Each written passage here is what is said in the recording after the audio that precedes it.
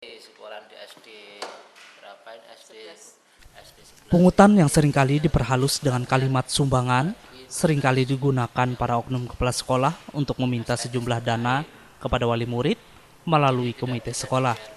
Untuk tingkat sekolah dasar misalnya, besar pungutan atau sumbangan yang dibebankan kepada setiap wali murid berkisar antara Rp100.000 hingga Rp500.000, di mana dalam edaran rencana pendapatan dan belanja komite sekolah yang diberikan kepada wali murid berisi berbagai macam keperluan sekolah, dari yang lazim hingga yang tidak lazim, seperti adanya pungutan dana untuk pemberian tunjangan hari raya kepada tenaga pengajar.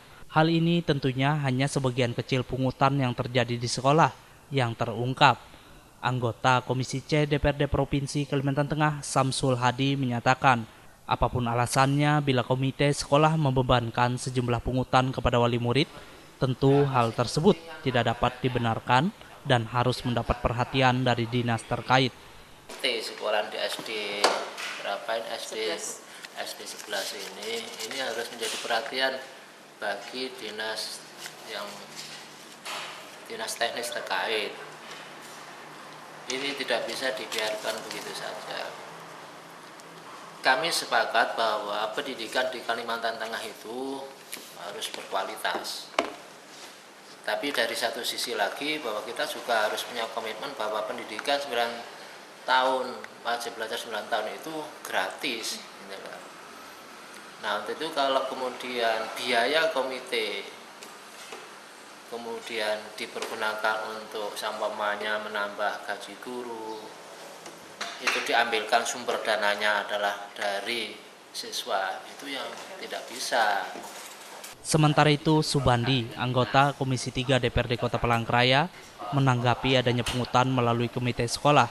Secara umum, semestinya pihak komite sekolah harus berkoordinasi dengan Dinas Pendidikan dalam menentukan draft rencana pendapatan dan belanja komite sekolah. Dan tentunya juga harus melalui musyawarah antar pihak sekolah, baik komite dan para wali murid, sehingga ke depan tidak terjadi pungutan-pungutan yang dianggap memberatkan.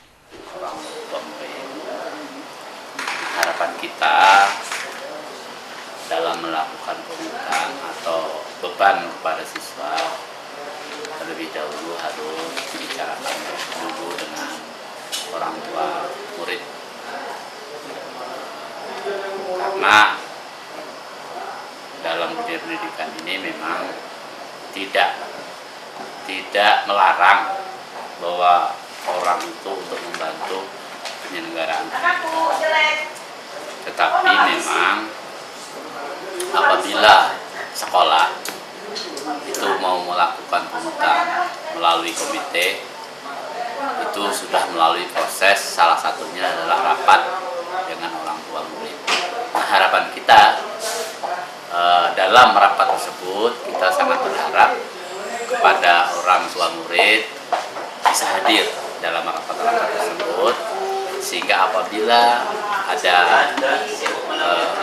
ketidaktahuan kemudian keberatan agar bisa disampaikan dalam rapat tersebut. Nah, karena apabila itu tidak dilakukan, kekhawatiran kami kalau itu sudah menjadi keputusan, ya mau nggak mau, suka nggak suka, orang tua harus melakukan pembayaran seperti yang dirapatkan. Di lain pihak, Ketua Komite Sekolah SDN 11 Langkai, Kampili, yang dihubungi via telepon, menjelaskan jika pungutan dana terhadap wali murid merupakan sumbangan dan telah melalui kesepakatan antara pihak sekolah dan wali murid. Itu adalah kesepakatan untuk besarnya sumbangan sebetulnya. Jadi besarnya sumbangan untuk 1 tahun. Jadi 1 tahun itu kemarin disepakati 450. Nah, kita menghitung kurang lebih 490 yang mungkin kita berharap bisa ada sumbangannya seperti itu. Kalaupun dari yang 490 itu tidak menyumbang full pun atau tidak menyumbang juga tidak apa-apa. Jadi itu namanya sumbangan, walaupun ditentukan besarannya seperti itu, tetapi tidak harus dan tidak wajib. adanya peraturan Menteri Pendidikan nomor 44 tahun 2012 tentang pungutan dan sumbangan pada satuan pendidikan dasar menjadi payung hukum bagi pungutan-pungutan kepada wali murid. Topan Setiawan, Borneo TV.